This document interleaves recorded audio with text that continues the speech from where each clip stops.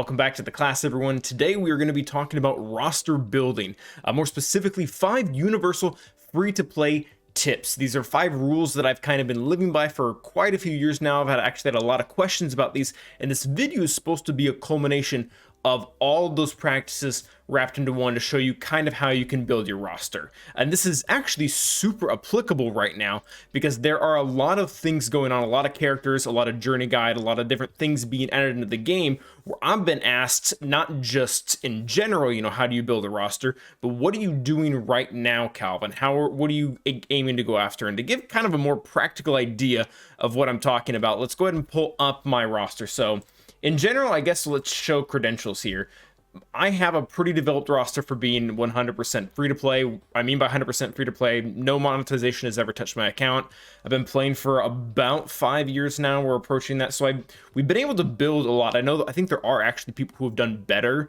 So kudos to them. But I haven't seen actually anyone make a video on how to develop a roster this quickly with no money, quickly being 5 years. In a while. So that's kind of what we're doing. And the other reason why we're doing this right now is because, as I said before, there's a lot of things going on in the game where we're having to make a lot of decisions about our roster.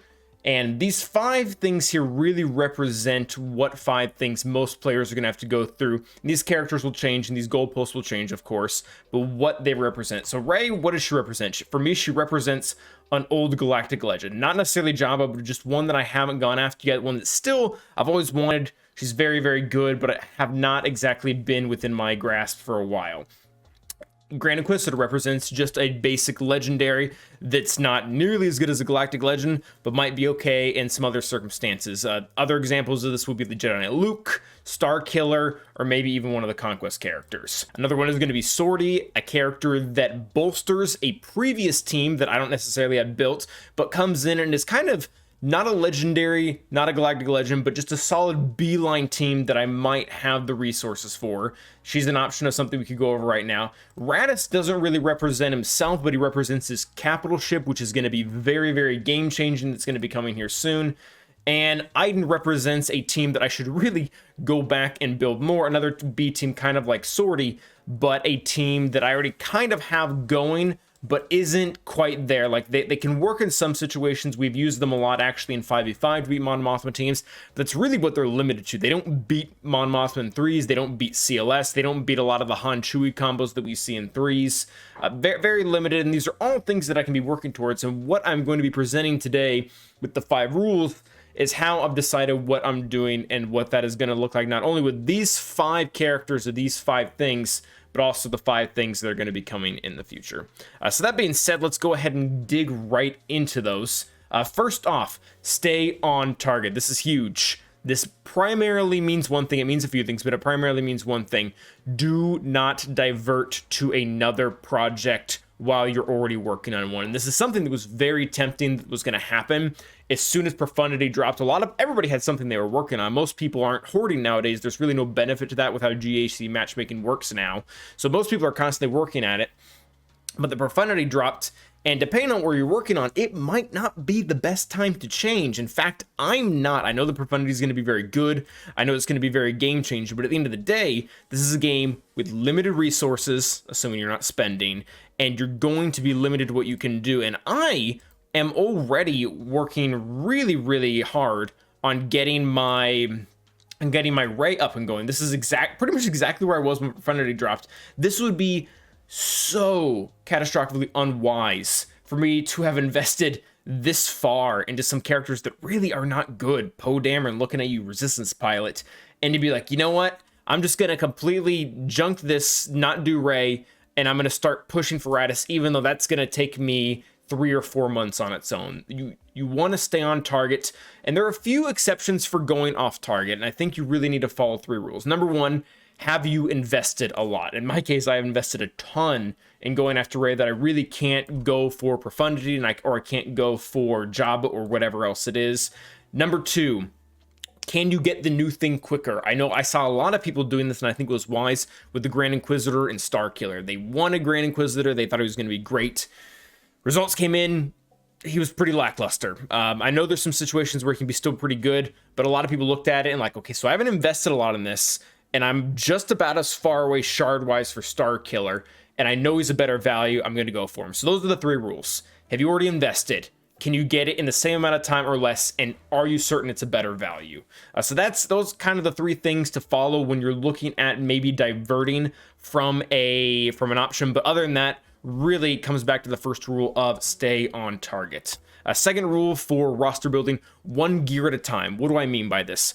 When you're building a roster, regardless of what project you're on, let's say it's Profundity, let's say it's a Galactic Legend, let's say it's a B team like Sortie, whatever it is, really you want to be gearing or relicking 1 character that is currently after the same realm of gear. What do I mean by that? If you have a character at gear 11 that needs 3 golden eyeballs, don't favorite another one that also needs 3 golden eyeballs. You're going to end up making that farm last way longer than it should. It's going to take you the same amount of time, but especially when you're switching between 2 projects, you don't want to delay Project A by throwing in Project B at the same time and giving each one of them a golden eyeball, and then each one of them a golden eyeball, and making the process take longer than it should, because then you have 2 half-finished projects rather than just finishing Project A rather than move on to Project B. And there's a few different ways this can be done. Gear 11, Gear 12, and Relics, they can all really be separated. I'm actually doing this right now the way I've got everything going. Primarily for Relics, what I'm working on right now is Ray. You guys can see that here pretty clearly. But as far as characters go, I'm very, very close to starting on gearing apparatus. As you can see here, I have not done so yet. The gear is still here. I'm wanting to make sure that my Rose, I think you guys saw her earlier for Ray, is going to be done. But this is 2 things that I can work on at the same time. Once Rose hits Relic 0, I can start putting relics on her, and I can start working towards Radis's gear, because he is going to be my next project. So that is rule number 2. Number 3.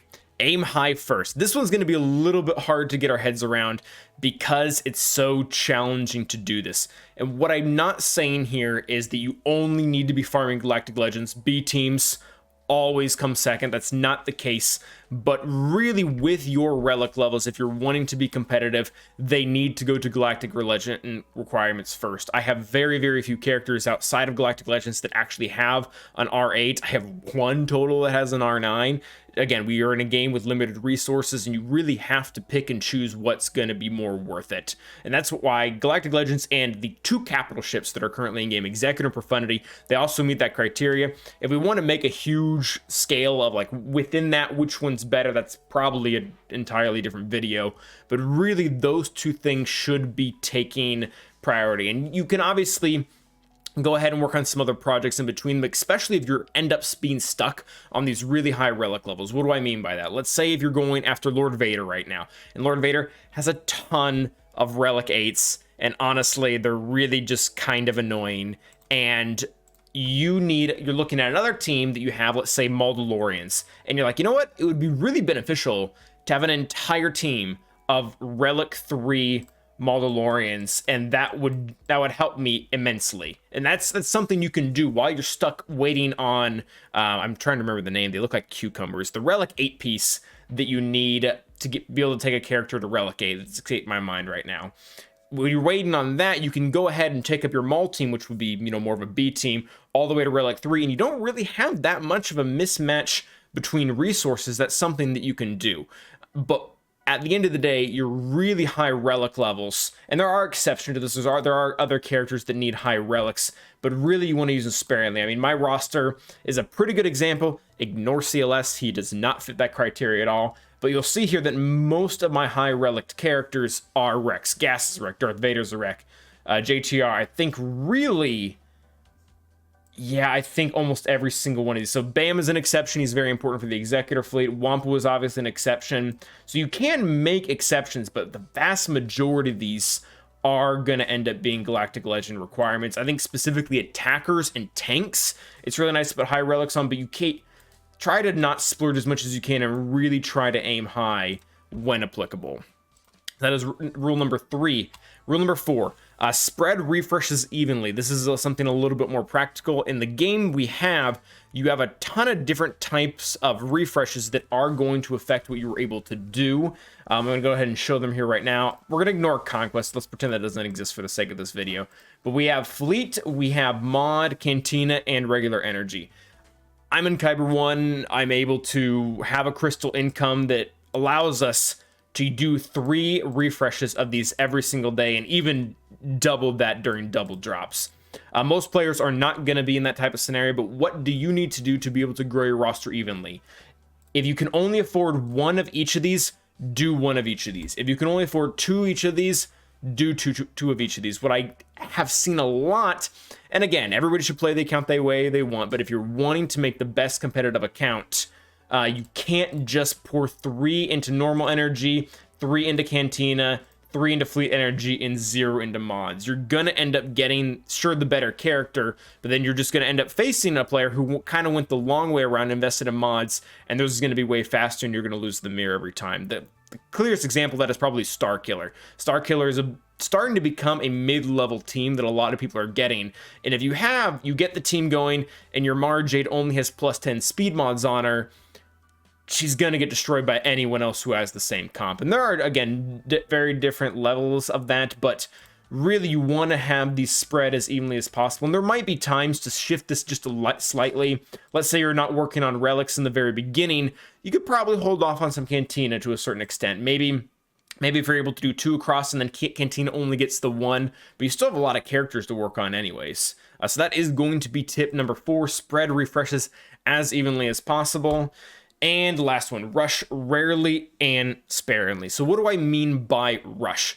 The way this game is built, and this is, designed to make money, and that's fine, that's what it is you can either get it in the long run, or you can spend whether real money or in-game resources to get it even quicker. The clearest example of this is going to be character shards. So I think I've been kind of pretty clear that I'm working on right now. I'm going to make sure I finish. I'm going to stay on target. And after that, I'm going to aim high. I'm going to go after Admiral Radis and his new capital ship. I'm not going to quite go for Jabba. I think the capital ship kind of takes priority. And I'm not going to go and build any B teams because I don't really have a relic project happening right now. So it's going to be shifting back to Admiral Radis and his team, both on the ground and in the air. That being said, to be able to get the fleet, I need to have this guy 7 stars, and as you can see, he's not 7 stars right now, he's only 3. So what a lot of people do, and again, this is probably a lot more viable for spenders, but for free to play, it is a very dangerous habit to get into because you're going to ultimately slow down your roster in a lot of other ways, and that is buying shipments or refreshing really high. Even refreshing a little bit in general, just across the board, can kind of be dangerous when you're really trying to build a roster at kind of the mid-game level, or especially the beginning game level. You really want to try to spread yourself out, build up as much things as you can at the same time. We're never going to have everything. That is just the reality of the game. But if you're trying to maximize everything you can get, this stuff right here is not good. Again, if you're a spender, or if you've been playing since day 1 and you have a maxed account, that's one thing.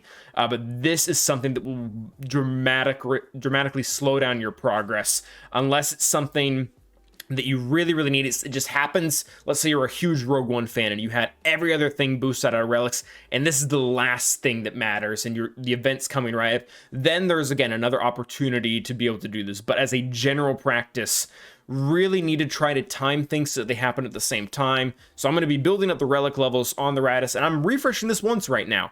If I get closer and closer and closer, and they're kind of tools to help us do this, to when I'm supposed to be able to have all the other requirements ready for Radis, then I might start bumping that into the 50, or maybe even buy shipments to make sure it can come faster. Because I'll show you guys right now, there's really not a big point in me buying shipments or anything else when you go over to, is this even in the journey guide? I don't even think it is yet. I'll just show you guys my Rogue One, because it should suffice pretty well. Like, this is where the rest of my requirements are. Biston, not R5.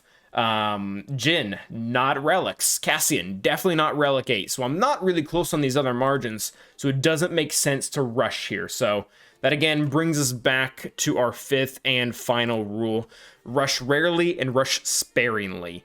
There is a time to do it, but it shouldn't be how you normally play the game, at least as a free to play that is trying to be competitive. So those are my 5 tips or 5 rules that I've stuck by. There's going to be a little variance. Like I said, I have a very old account, so this might not be applicable to every single one, but anyone who's really trying to build as much as they can and get as far as they can competitively in the game, these have been very helpful. Stay on target, pick one thing, and only change If you're going to get there quicker, it is obviously better, and you haven't invested a whole lot.